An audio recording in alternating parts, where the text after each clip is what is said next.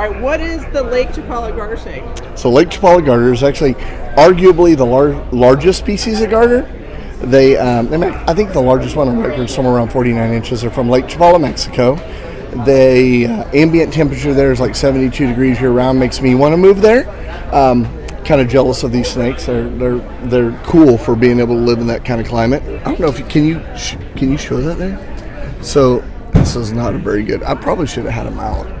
You can get him out if you want. This is what that's what the adults look like with their bellies turn blue, and then you get some really pretty coloring. Sometimes the males will pop some of the yellows a little bit better, but super cool snake, super easy to take care of. It's kind of like feeding a dog.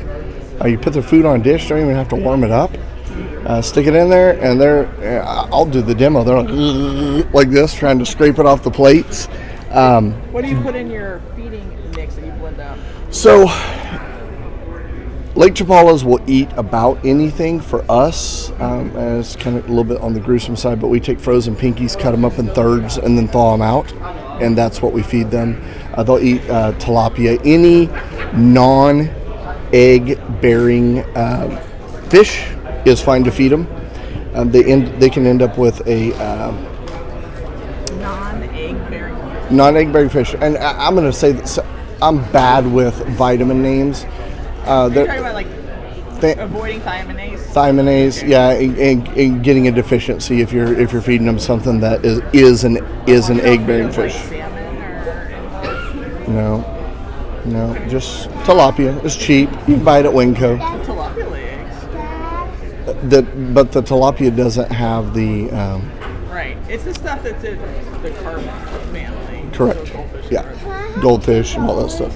But we do a mix for the rest of our garter species that the Lake Chapala garters will eat in chicken hearts, minnows from non-egg bearing species. So we order those in. And I couldn't tell you the specific. Yeah, they're silver. They're very silver. Worms, they specifically Canadian night crawlers. Then it also has. So we do tilapia, and we put some pinkies in there, and you put it in a blender. We do like half a cup of each. Put it in a blender, blend it up. It's absolutely disgusting, but you can freeze it in small containers. Put it in your freezer, scoop it out, and feed it to them. And they love it. So how often do you feed that colony per week? Every 4 days. Okay. Every 4 days. And there are people that feed once a week, and there are people that feed every 2 days. For us, every 4 days seems to work very well for the quantity we have, and they grow, quickly at that. Age of maturity? For like sexual maturity, yeah. Or maybe size maturity for both genders? We cohab all of our garters of the same species, and we have had a female produce live offspring at a year and 2 months, which is not typical. Not typical at all. Most of them around 2 years.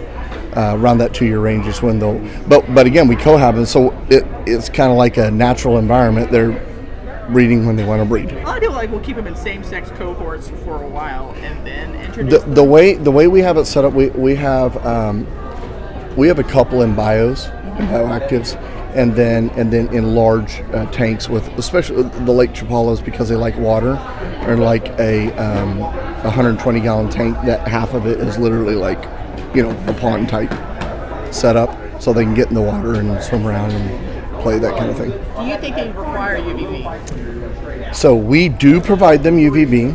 I know people who keep the Lake Chapalas in racks, and they seem to be healthy and eat well. Okay. For us, we do give them UVB. Specific medical concerns that you think a new keeper should be aware of? We test all of our garters that are incoming for crypto. It's a big concern, especially recently. There's a crypto outbreak. I think it came out of California. Yeah. I could be wrong about where it came from, but yeah, that are pretty pricey. And we test on like on the ball and boa side. We test for nido and all that stuff. So we just test for crypto. Anything we bring in, like now, if we produce the animal, we know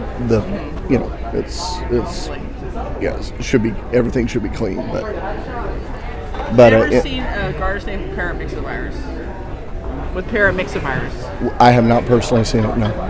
Watched lots of videos, heard people talk about it. We've been blessed to never experience it ever. So, and we have 4 different species. Garters, but like it usually comes from them. We do. Yeah, we do some checkers. We have some Northwesterns, and we do the Lake Chapalas, and then Oregon red-sided. Do you think Lake Chapala's personality is good for a pet keeper? Because it is bigger. In my opinion, it's the best because after they get past, I mean, I can pick any one of these up. Now they're going to be wiggly. Once they get their confidence built up, they stop. Can't say pissing. Yeah, they stop pissing all over you.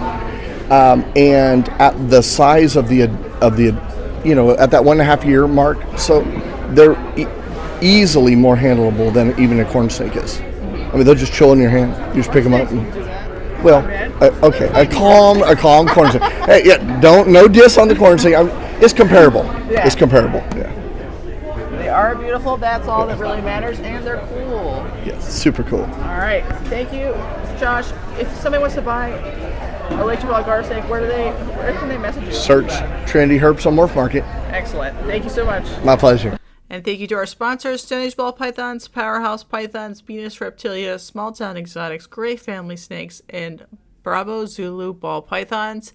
And thanks to all of our members who make this really fun every week. We'll see you next time.